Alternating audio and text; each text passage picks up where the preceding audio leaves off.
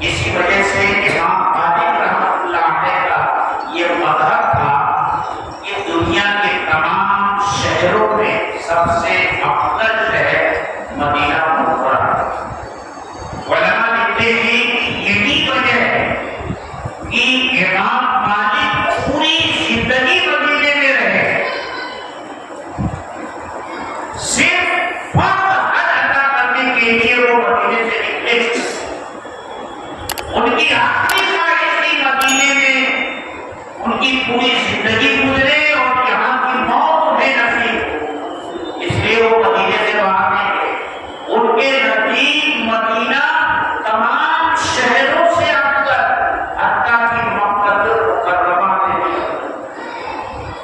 یہ مدینے کے رہنے والے لوگ تھے۔ دوسرا عقیدہ یہ رکھنا چاہیے کہ یہ مہاجر صحابہ سے محبت کرنے والے لوگ تھے۔ ان کے دلوں میں نہ کینہ تھا، نہ حسد تھا اور نہ بغض تھا۔ ان روحانی بیماریوں سے یہ بات صاف تھے، نہ حسد تھا اور نہ بغض تھا۔ وہ ایک دوسرے لفظوں میں آپ یہ کہہ لیجیے کہ ان کے دلوں میں مال کی محبت نہیں تھی، کیونکہ حسد اور بغض یہ مال کی محبت سے پیدا ہوتا ہے، اور یہ حسد اور کینے سے اور بغض سے پاک ہے۔ اور حسد سے پاک ہونا، حسد نہ رکھنا، یہ اتنی بڑی خوبی ہے۔ اللہ کے رسول صلی اللہ علیہ وسلم مسجد میں تشریف فرما ہے، صحابہ کرام بیٹھے ہوئے ہیں، ایک صحابی ابھی آئے نہیں ہے۔ اللہ کے رسول صلی اللہ علیہ وسلم فرماتے ہیں کہ تم میں سے جس شخص کا جی یہ چاہے کہ کسی جنتی کو دیکھے تو ابھی تھوڑی دیر میں جو شخص آئے گا اس کو دیکھے، وہ جنتی ہے۔ اب تمام لوگوں کی نظریں دروازے کی طرف لگ گئی۔ تھوڑی دیر کے بعد دیکھا کہ ایک صاحب آ رہے ہیں، تازہ تازہ وضو کیا ہے، وضو کے پانی داڑھی سے ٹپک رہے ہیں، بائیں ہاتھ میں اپنے جوتے پکڑ رکھے ہیں، آئے ایک کنارے جوتے رکھے، نماز پڑھی اور چلے گئے۔ دوسرے دن بھی یہی واقعہ پیش آیا۔ آپ نے فرمایا جس کا جی جنتی کو دیکھنے کو جائے گا، ابھی جو آئے گا اس کو دیکھو۔ اسی حالت میں وہی شخص دوسرے دن جائے۔ تیسرے دن بھی یہی واقعہ پیش آیا۔ وہ آئے اور نماز پڑھی اور چلے۔ جب وہ مسجد سے نکلنے لگے تو حضرت عبداللہ ابن عمرو بن عاص رضی اللہ تعالیٰ عنہ نکلے اور ان کے پیچھے ہو گئے۔ ان کے دل میں ان کے ذہن میں یہ سوال پیدا ہوا کہ آخری شخص کا کون سا ایسا عمل ہے جس کی بنیاد پر مسلسل 3 دنوں سے اللہ کے رسول صلی اللہ علیہ وسلم اس کے جنتی ہونے کی خوشخبری دے رہے ہیں، بشارت کرا رہے ہیں، معلوم کرنا چاہے۔ ان کے پیچھے ہو گئی۔ وہ اپنے گھر تک پہنچے تو انہوں نے کہا، سلام کیا اور کہا بھائی میں آج کسی وجہ سے اپنے گھر نہیں جا سکتا، کیا تم مجھے اپنے گھر میں مہمان رکھ سکتے ہو؟ انہوں نے کہا یہ شوق ہے۔ گھر میں لے گئے، جو کچھ ماحول تھا وہ کھلایا، ایک طرف بستر لگا لیا ان کا اور ایک طرف اپنا بستر لگا لیا۔ حضرت عبداللہ بن عمرو بن عاص رضی اللہ تعالیٰ عنہ تو یہ دیکھنے کے لیے آئے تھے کہ ہو نہ ہو یہ کوئی بڑا عمل رات میں کرتے ہیں، تنہائی میں کرتے ہوں، بستر پر لے گئے لیکن نیند آنکھوں سے دور ہے۔ وہ تو انتظار کر رہے ہیں کہ یہ دیکھیں کہ یہ شخص کام کیا کر رہا ہے۔ دیکھا کہ وہ اپنے بستر پر بیٹھے، کچھ ذکر وغیرہ کیا، سورتیں پڑھی اور پھر بستر پر لیٹ گئے اور فجر تک سوتے رہے۔ سارا ہے وہ کہیں فجر کا وقت ہوا، مسجد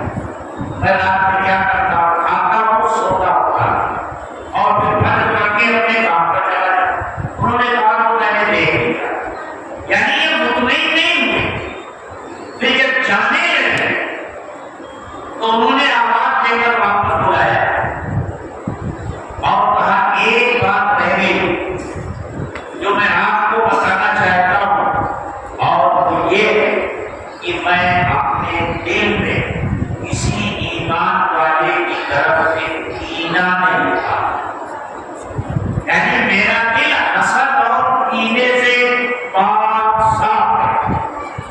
حضرت عبداللہ ابن عمرو ابن عاص رضی اللہ تعالیٰ عنہ نے فرمایا بس یہی وجہ ہے تمہارے جنتی ہونے کی بشارت جو اللہ کے رسول نے سنائی، وہ اسی بنیاد پر سنائی ہے کہ تم اپنے دل میں کسی ایمان والے کی طرف سے کوئی میل نہیں رکھتے، کوئی حسد نہیں رکھتے، کوئی کینہ نہیں رکھتے۔ تو اقسام کے بارے میں اللہ تعالیٰ نے یہی خبر دی ہے کہ وہ اپنے دلوں میں کسی کی طرف سے کوئی میل، کوئی حسد نہیں رکھتے، ان کے بارے میں یہ عقیدہ رکھنا ضروری ہے، اور یہی کامیاب ہونے والے لوگ ہیں۔ یہ تو دونوں طرفوں کا بیان ہو گیا، مہاجرین کا بیان ہو گیا، انصار کا بیان۔ اب اس کے بعد والے جو لوگ ہیں ان کا کام کیا ہے، انہیں کیا کرنا چاہیے، ان کا تذکرہ اگلی آیت ہے والذین جاءوا من بعدهم یقولون ربنا اغفر لنا ولإخواننا الذین سبقونا بالإیمان ولا تجعل في قلوبنا غلا للذین آمنوا ربنا۔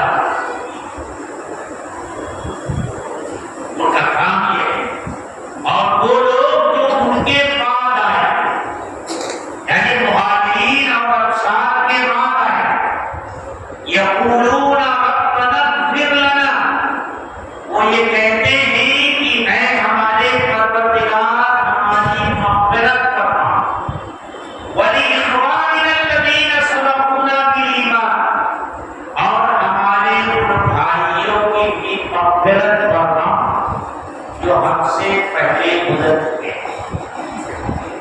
یعنی صحابہ کے بارے میں وہ دعا کرتے ہیں، ان کے لیے استغفار کرتے ہیں، اپنے لیے بھی اور صحابہ کے لیے بھی استغفار کرتے ہیں۔ ان کا کام استغفار کرنا ہے، اپنے لیے بھی اور صحابہ کے لیے بھی۔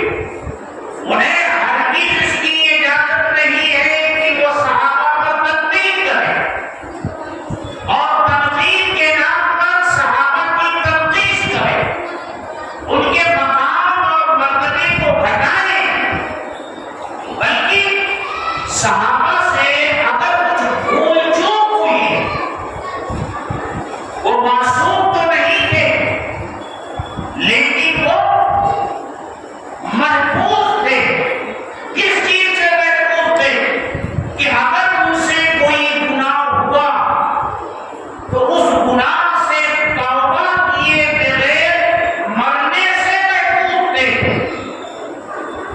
ان سے اگر گناہ ہوا تو انہوں نے ایسی توبہ کی کہ اللہ تعالیٰ نے ان گناہوں کی معافی کا اعلان اپنی کتاب میں کیا۔ تو انہیں یہ حکم دیا گیا کہ وہ اپنے لیے استغفار کریں، صحابہ کے لیے استغفار کریں۔ صحابہ کی تقسیم، ان کی تقسیم، ان کے مقام اور مرتبے کو گھٹانا کسی بھی حیثیت سے اور کسی بھی زاویے سے ان کے لیے درست نہیں ہے، اور اس کی اجازت بھی ان کو نہیں ہے۔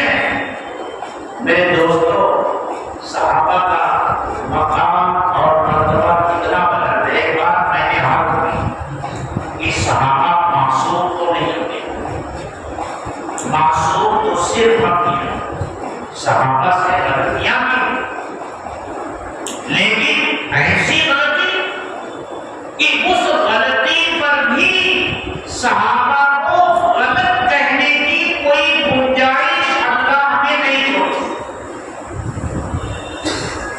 آپ دیکھیے کیا ہوا؟ جیتی ہوئی جنگ